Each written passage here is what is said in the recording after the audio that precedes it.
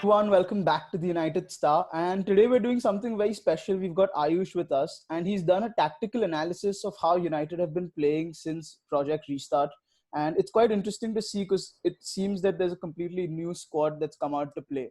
And the main thing we're going to be focusing on is how Paul Pogba and Bruno Fernandes are combining and how that is affecting the entire team. So without taking much time more, Ayush, just let's get straight into it. Tell us everything that you've analyzed about Paul Pogba and Bruno Fernandes. So to start with, Paul Pogba and Bruno Fernandes, obviously the most impactful players United has right now. They've completely changed the momentum, the spirit of the team. And the biggest question before Project Restart was, will they both be able to play together? And there were a lot of concerns about that. We weren't sure if they'd combine well together. And they've clearly shown this is what great players do. They combine, they adapt a game.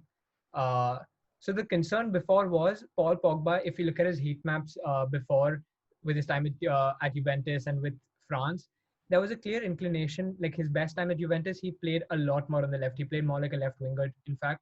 And with France also, though he was central with Matuidi and Conte on the right, he again took the left role.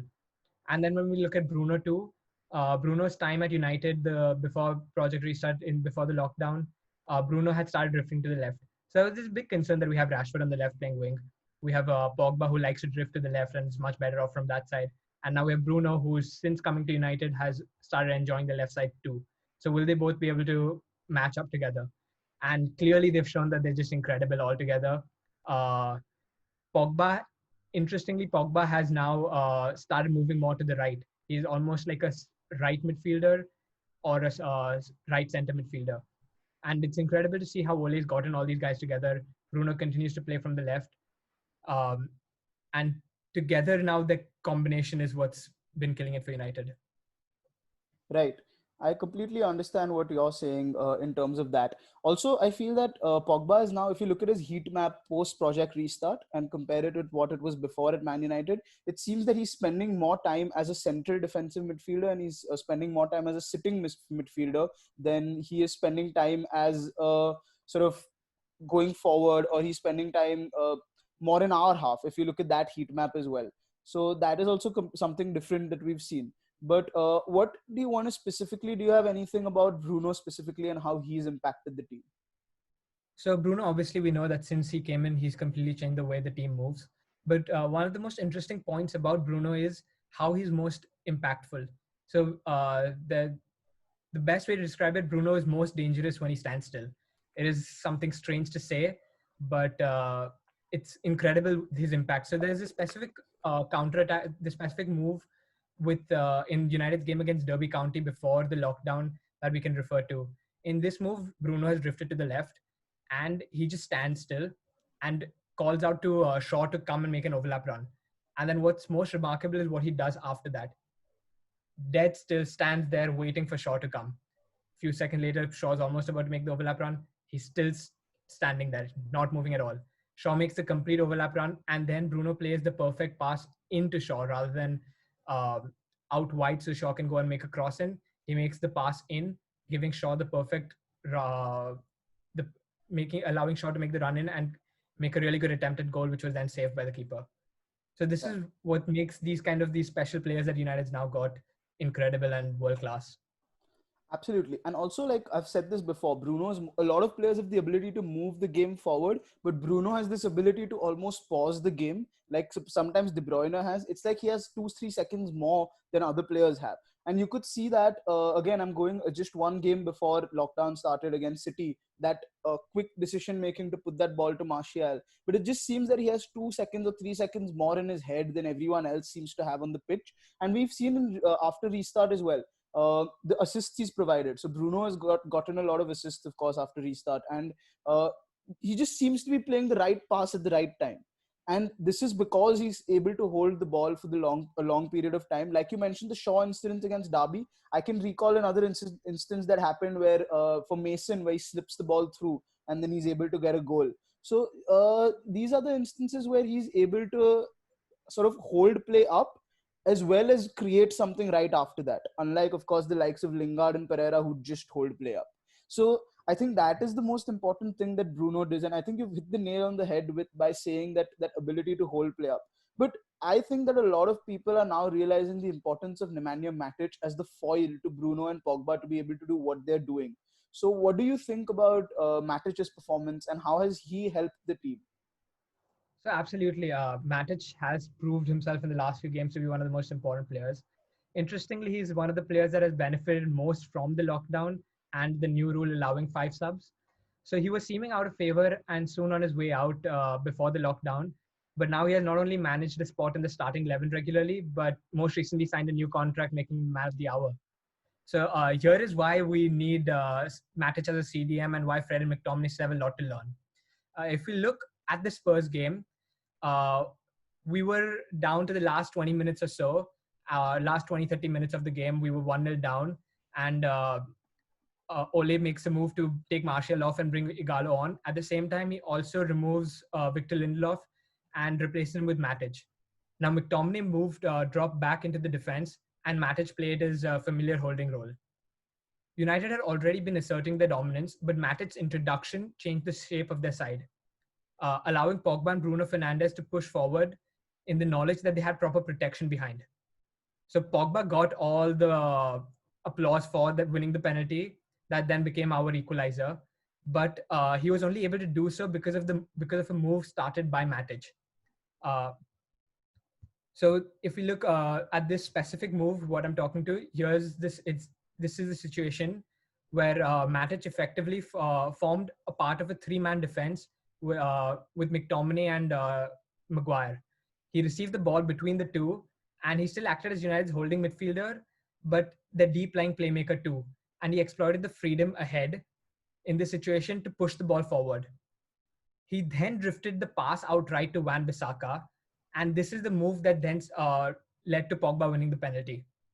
Um, Matic's deep position, even in other situations, has allowed United to play a lot more from the back by using a temporary back three and then allowing Shaw and Wan-Bissaka to become proper wing backs, or like to become wingers itself. So we've already seen in before the lockdown, when we were playing big teams and all, we started using a back three and then using Shaw and Wan-Bissaka as a wing back, and that was really successful for United. So now using Matic in this role as a center defensive midfielder, he often is able to drop back quite easily and allow Shaw and Wan-Bissaka to again become wing backs. So it allows United to switch its position as the need of the game is, from 4-4-2 to a 3-3-2, 3-2-3. I forget the formation United play, but he allows basically United to play essentially from like a 3-5-2 or something of that sort. right? Yeah.